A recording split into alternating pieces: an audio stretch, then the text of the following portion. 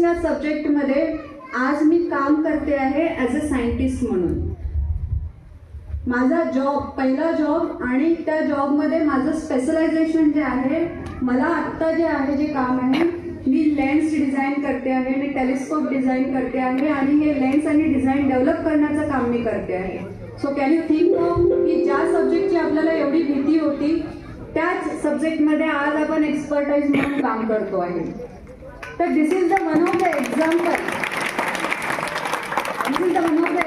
I am just sharing with you, because तुमच्या डोक्यामध्ये पण असे खूप सारे भाऊ असतील की मला हे नाही येत, मला मॅथ्स कठीण जातं, मला सायन्स कठीण जातं, मला हे नाही समजत.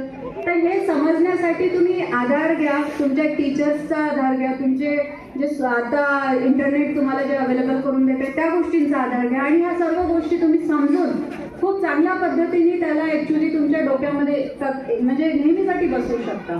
जेव्हा लाईट ट्रॅव्हल करतं, जेव्हा इलेक्ट्रॉन ट्रॅव्हल करतं, तेव्हा काय होतं हे समजणं खूप गरजेचं असतं जेव्हा मी एक सायंटिस्ट म्हणून कुठेतरी काम करायला जातो.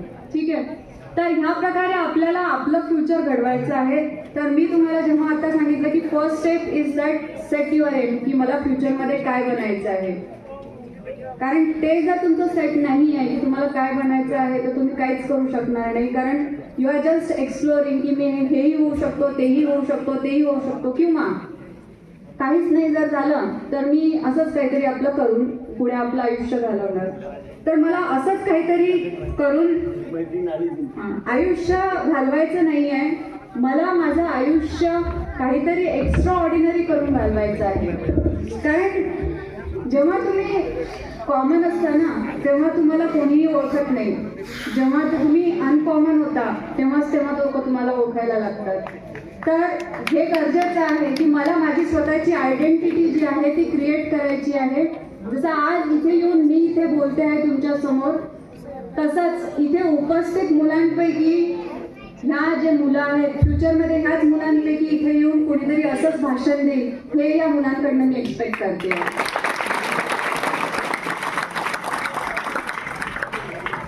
आपल्याला इथे सुनीताताई जे आहे त्यांनी खूप चांगल्या रीतीने फॅसिलिटी अवेलेबल करून दिलेल्या आहेत. त्या फॅसिलिटींचा आपल्याला उपयोग करून घ्यायचा आहे आणि ह्या फॅसिलिटींचा उपयोग करून आपण जेवढ्या चांगल्या पद्धतीने अभ्यास करू आणि आपलं फ्युचर घडवण्यासाठी प्रयत्नरत राहू. तर आता आपण आपलं एम सेट करा आणि त्यानंतर जसं सेकंड आपली स्टेज आहे की आपल्याला ती परस्यू करायची आहे. तर जर आज मी ठरवते की मला सायंटिस्ट बनायचं आहे तर मला सायंटिस्ट बनण्यासाठी काय काय करावं लागेल हे मी इकडनं तिकडनं सर्वांना विचारून, सोशल मीडियावरती बघून, माझ्या शिक्षकांसोबत डिस्कस करून मी माझी ती प्रक्रिया जी आहे पर्सिव्हरन्सची ती प्रक्रिया सुरू ठेवणार. अँड देन थर्ड स्टेप जे आहे दॅट इज तुम्हाला तुमचं एम अचीव झाल्यानंतर जे सक्सेस मिळेल that is a third stage. पण success is not a destiny. Success is not a destiny, it's a step towards going towards a perfection. तर आपण एकदा सक्सेस झालो याचा अर्थ असा नाही की आपल्याला सर्व काही मिळालं आहे म्हणून. सक्सेस झाल्यानंतर एक स्टेप आपल्याला मिळाली आहे, अशा आपल्याला कितीतरी स्टेप पुढे चढायचे आहे. म्हणून ही प्रोसेस कंटिन्युअस प्रोसेस आहे तर जी आपल्याला कंटिन्युअस करायची आहे. तर मुलांना मला हे सांगायचं आहे की इस्रो सारख्या ऑर्गनायझेशनमध्ये, कारण माझ्या इथे येण्याचा हेतू हा आहे की ह्या मुलांना माहिती असणं गरजेचं आहे की आपल्याला इस्रो सारख्या ऑर्गनायझेशनमध्ये जर जायचं असेल तर त्यासाठी काय करणं गरजेचं आहे. तर आपल्याला इथे असं नाही की आपल्याला खूप हायर एज्युकेशनच घेऊन इस्रो जॉईन करता येईल म्हणून. There are various way to join ISRO. जर मुलं 10वी पास होत आहेत, 12वी पास होत आहेत, त्याच्यानंतर कोणी ITI करत आहे, ठीक आहे, तर ITI केलेले मुलं सुद्धा आमच्या इथे ॲज अ फिटर म्हणून जॉईन करतायत, टेक्निशियन म्हणून जॉईन करतायत. तर टेक्निशियनच्या पोझिशन्स असतात, त्या पोझिशनसाठी ॲक्च्युली ह्या मुलांची गरज असते ज्यांचं एक्सपर्टीज इलेक्ट्रिकल, मेकॅनिकल अशा डिप्लोमा किंवा ITI हे जरी तुम्ही केलं तरी तुम्ही जॉईन करू शकता. त्यानंतर जर माझं प्लेन BSc असेल, मी BSc जरी केलेलं असेल तर BScच्या बेसिसवरती आम्हाला सायंटिफिक ऑफिसरच्या पोझिशन निघतात. तर सायंटिफिक ऑफिसर म्हणून आपण इस्रोला जॉईन करू शकता. त्यानंतर मग मी आयदर MSc किंवा माझं इंजिनिअरिंग जर झालं असेल तर ॲज अ सायंटिस्ट म्हणून तुम्ही तिथे जॉईन करू शकता.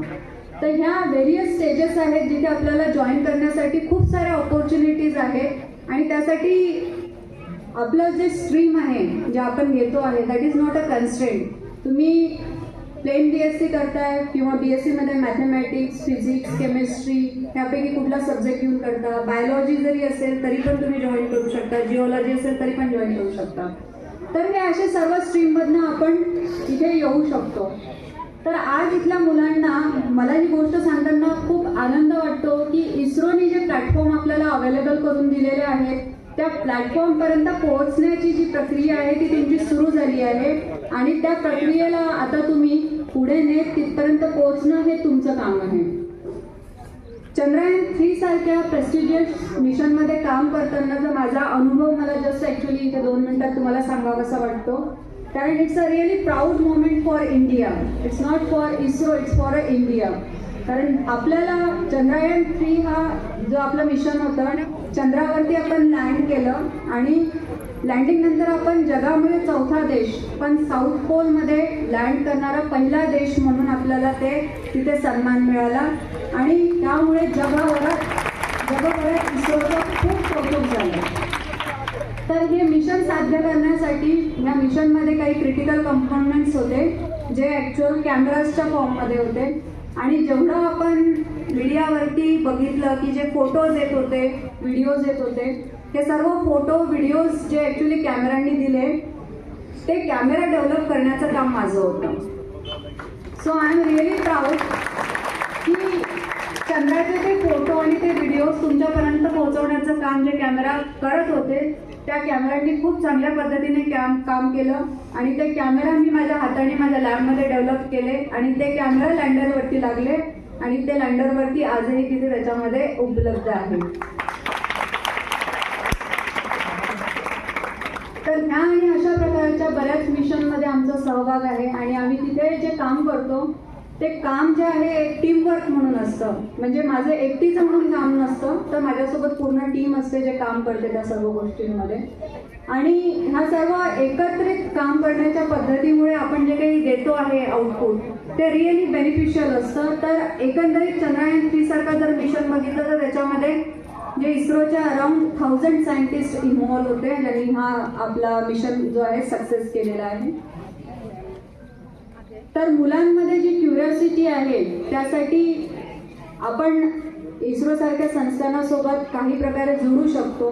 ह्या मुलांना आपण आमचं जे एक्झिबिशन असतं त्या एक्झिबिशनमध्ये आणू शकता, त्यांना तिथे व्हिजिट करू शकता.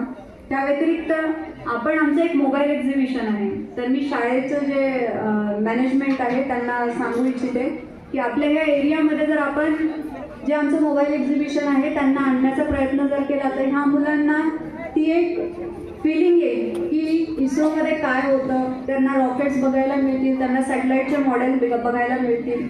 तर it will really help them. आणि मुलांना मी एवढंच सांगू इच्छिते परिस्थिती कुठलीही असो त्या परिस्थितीवरती जोपर्यंत आपण मात करत नाही तोपर्यंत थांबायचं नाही. त्यामुळे आपल्याला आज मुलांसाठी आवश्यक आहे त्यांचा अभ्यास आणि ते जे अभ्यास करत आहेत त्या अभ्यासामध्ये त्यांना कुठल्याही प्रकारचा ॲक्च्युली तिथे डिफिकल्टीज येते आहे किंवा त्यांना काही प्रॉब्लेम येतो आहे तर तो प्रॉब्लेम जोपर्यंत रिझॉल्व्ह होत नाही तोपर्यंत त्या प्रॉब्लेमच्या पाठीमागे लागायचं, अभ्यास करायचा. अभ्यास करताना जर आपण फक्त वाचतो आहे तर it will not actually get inside your brain fit नाही होत. तर काय करायचं, लिहून पाहायचं. जे आपल्याला शिकवलं जातं ना ते घरी जाऊन लिहून पाहायचं. मॅथ्सचे सम असतील ते सॉल्व्ह करून पाहायचे. मी राहिली आहे की मी माझं पूर्ण जे एज्युकेशन घेतलं यामध्ये मी नेहमी माझ्या नोट्स काढायची. शिक्षकांचं शिकवणं, टेक्स्टबुक ह्या सर्व गोष्टींमधनं मी माझ्या स्वतःच्या नोट्स प्रिपेअर करायची आणि मी माझ्या नोट्समधनं अभ्यास करायची. मी माझ्या फ्रेंड्सला पण त्या अवेलेबल करून द्यायची. पण ह्या नोट्स ज्या असतात ना काढलेल्या त्या खूप इम्पॉर्टंट राहतात. जेव्हा तुमच्या एक्झाम्स असतात त्यावेळेला त्या खूप हेल्प करतात तुम्हाला. त्यामुळे इमिडिएटली यू कॅन गो आणि तुम्हाला चांगल्या प्रकारे ते हेल्प करतील. तर आज इथे येऊन आपल्या सर्वांसोबत मला हा संवाद साधता आला आणि माझे जे काही ॲक्च्युली मनोगत आहे ते तुमच्यापर्यंत पोहोचवता आले आणि शाळेच्या व्यवस्थापनाने मला ही संधी उपलब्ध करून दिली आपल्यामध्ये उपस्थित राहण्याची, आपल्यासोबत बोलण्याची. त्याबद्दल त्यांचे खूप खूप धन्यवाद. आणि मुलांना एवढंच सांगू इच्छिते की बस कोशिश करते रहो, रुकना मत. Okay, all the best. Thank you.